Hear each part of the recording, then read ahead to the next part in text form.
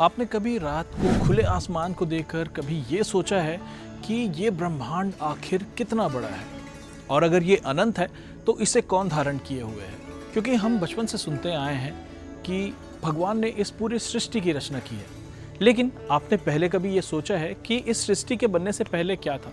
ना सूर्य, ना चंद्रमा, ना धरती, ना आकाश, ना समय, ना दिशा, कुछ भी नहीं, केवल एक असीम शून्य। लेकिन हम तंत्र शास्त्र की माने तो तंत्र शास्त्र हमें ये बताते हैं कि वो शून्य भी महज शून्य नहीं था, बल्कि उस शून्य में एक चेतना थी जिसकी गोद में जन्म लेने वाला था पूरा ब्रह्मांड। और यही चेतना है माता भुवनेश्वरी।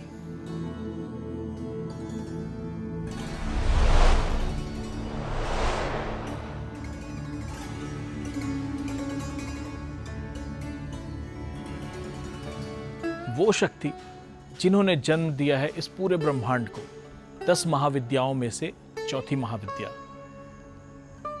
जिनके बिना ना जीवन संभव है, ना सृष्टि, ना ही समय।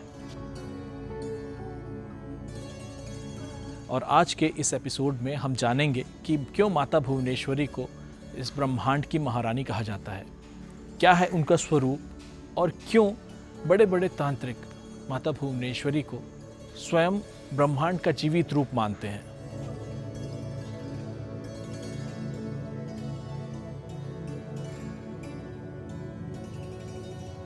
भुवन का अर्थ होता है सभी लोक, पूरा संसार और सारे आयाम जो हमारी इन नग्न आँखों से, हमारी इंद्रियों से दिखाई देते हैं या महसूस होते हैं, और वो भी जो दिखाई नहीं देते और ना ही महसूस किए जा सकते हैं। और ईश्वरी का अर्थ होता है इन सभी की स्वामिनी, इनकी अधिष्ठात्री।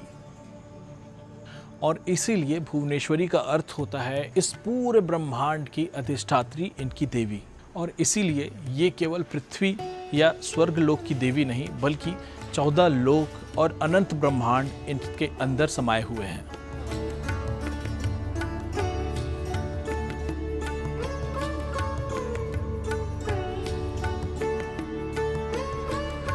फ्रेंड्स, फर्ज कीजिए कि आप कोई चित्र बनाना चाहते हैं। आपके पास एक कैनवास रखी है, क्या उस पर आप चित्र बना सकते हैं? जवाब होगा हाँ। लेकिन उस चित्र को बनाने के लिए जिस तरह से एक कैनवास की एक खाली जगह की ज़रूरत है, ठीक इसी तरह इस पूरी सृष्टि को बनाने के लिए एक अनंत स्पेस यानी कि एक अनंत स्थान की ज़रूरत थी।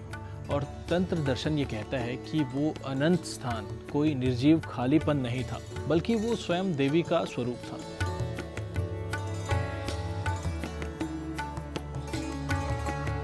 जिस प्रकार कोई मछली पानी के बिना जीवित नहीं रह सकती, उसी तरह ये सृष्टि भी उस अनंत स्थान के बिना अस्तित्व में नहीं आ सकती, और वो अनंत स्थान है माता भुवनेश्वरी।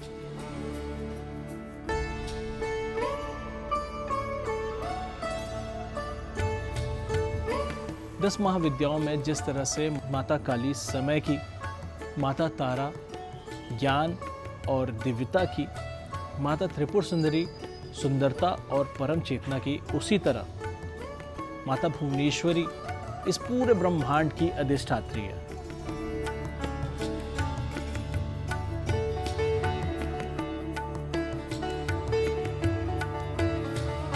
तो सोचिए, अगर समय हो लेकिन उसके चलने के लिए कोई स्थान ना हो, ग्रह हो लेकिन उसके घूमने के लिए कोई आकाश ना हो, तो इस सृष्टि का क्या होगा? और इसीलिए सृष्टि के इस क्रम में माता भुवनेश्वरी का महत्व अत्यंत गहरा है।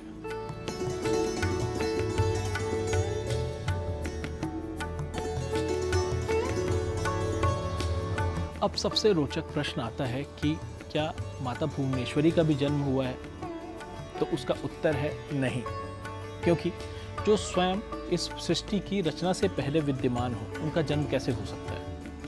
और इसके लिए तंत्र शास्त्र बताते हैं कि जब ब्रह्मा जी इस सृष्टि का निर्माण करने वाले थे, तब उनके पास शक्ति तो थी, लेकिन उनके पास विस्तार नहीं था। और तभी एक दिव्य प्रकाश प्रकट हुआ और पूरे ब्रह्मांड में वो फैलने लग गया, और इसकी कोई सीमा नहीं थी, और वही थी माता भुवनेश्वरी।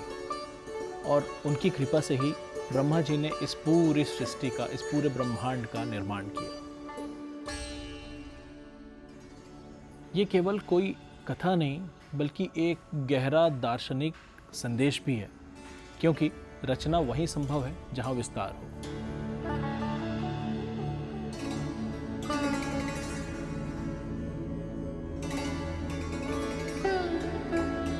माता भुवनेश्वरी के स्वरूप की बात करें तो उनका स्वरूप बहुत ही शांत, न क्रोध न उग्रता, और उगते हुए सूरज की तरह लालिमा लिए हुए, जो कि सृजन, ऊर्जा और जीवन का प्रतीक है।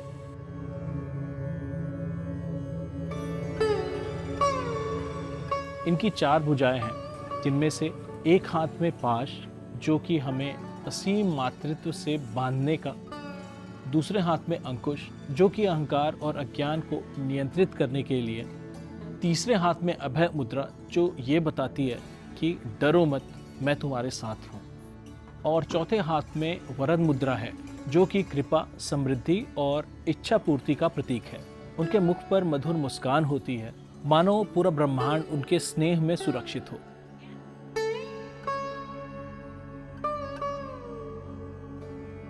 उनके सिंहासन का भी रहस्य है। जिस तरह आपने कभी नोटिस किया हो, अगर हम बाकी महाविद्याओं की बात करें तो ज़्यादातर महाविद्याएं अपने स्थान पर खड़ी रहती हैं, उनका स्वरूप हमेशा खड़ा दिखाया गया है। वहीं माता भुवनेश्वरी को राज सिंहासन में बैठे हुए दिखाया जाता है, क्योंकि वो केवल देवी नहीं बल्कि इस पूरे ब्रह्मांड की साम्राज्ञी हैं, स्वामिनी हैं, क्योंकि उनके ऊपर कोई भी नहीं, न ग्रह, न देवता, न समय, सब उनके भीतर स्थित है।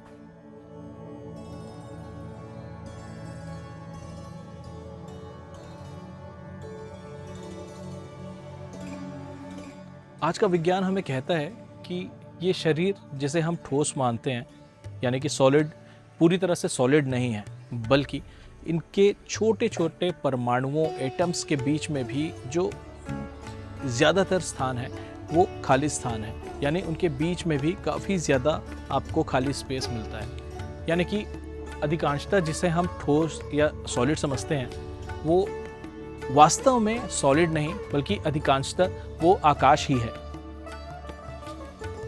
और हजारों वर्ष पहले भी हमारे ऋषि मुनियों ने अपने ध्यान के माध्यम से ये महसूस किया।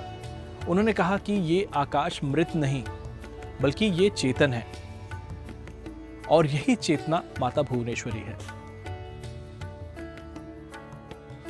माता भुवनेश्वरी हमें क्या सिखाती है? माता भुवनेश्वरी हमें ये बताती हैं कि हमारी जितनी भी समस्याएं होती हैं, अधिकांश समस्याएं इस दुनिया की नहीं होती बल्कि हमारे मन की होती है, क्योंकि जब मन छोटा होता है तो छोटी छोटी बातें भी बहुत बड़ी लगने लगती हैं, और जब हमारी दृष्टि विशाल होती है तो बड़ी से बड़ी समस्याएं भी बहुत छोटी लगने लगती है। तो माता भुवनेश्वरी हमें बताती है, माता भुवनेश्वरी हमें सिखाती है कि अपने मन को विस्तृत करो, अपने विचारों को विशाल बनाओ, क्योंकि जब चेतना विस्तृत होती है तो जीवन बदल जाता है।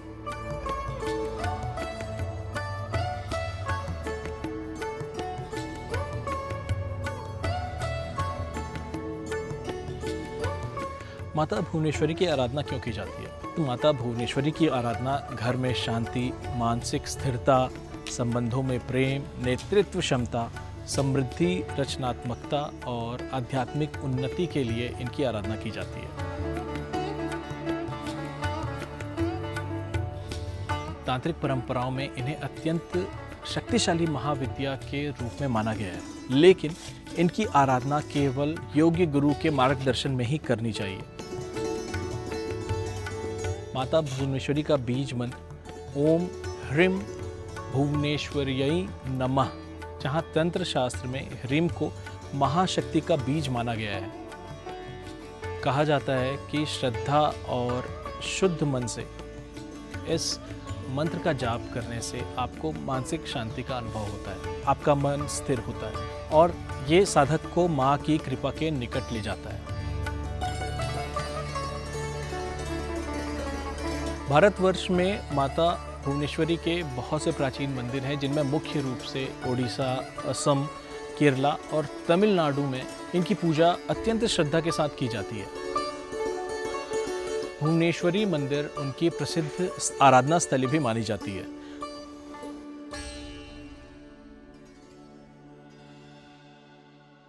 इसके अलावा कामाख्या मंदिर की शाक्त परंपरा में भी माँ भुवनेश्वरी का अत्यंत महत्वपूर्ण स्थान है। कहा जाता है कि जब एक शिशु जन्म लेता है तो वह अपनी माँ के गोद में सबसे सुरक्षित महसूस करता है। तंत्र कहता है कि हम भी आज इस क्षण एक माँ की गोद में हैं, लेकिन फ़र्क सिर्फ इतना है कि यह गोद इतना विशाल है कि इस गोद में पूरा ब्रह्मांड समा गया है। शायद इसी कारण हमारे ऋषि मुनियों ने माता भुवनेश्वरी को कोई देवी नहीं बल्कि स्वयं असीम अस्तित्व कहा है। तो अगली बार जब आप रात में आकाश में देखें तो केवल तारों को मत देखिए, बल्कि ये सोचिए कि ये अनंत ब्रह्मांड माता भुवनेश्वरी का विशाल विराट स्वरूप है।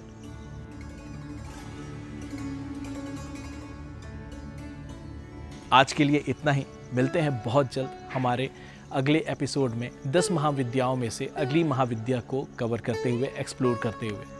तब तक के लिए जय माँ भुवनेश्वरी, नमस्कारम।